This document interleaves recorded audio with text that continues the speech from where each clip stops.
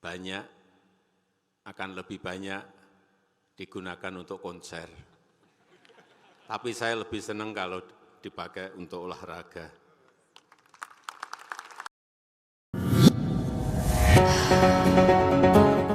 Presiden Republik Indonesia Joko Widodo meresmikan Gedung Olahraga Indonesia Arena yang ada di Komplek Gelora Bung Karno atau GBK Senayan, Jakarta pada Senin 7 Agustus 2023.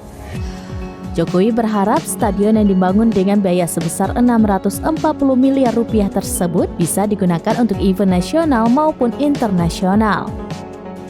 Tidak hanya untuk event olahraga, stadion tersebut juga bisa digunakan untuk konser musik.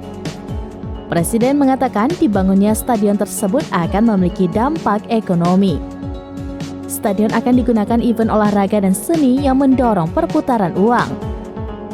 Stadion multifungsi itu dibangun untuk menyambut FIFA World Cup 2023 yang dimana Indonesia menjadi satu di antara 3 tuan rumah.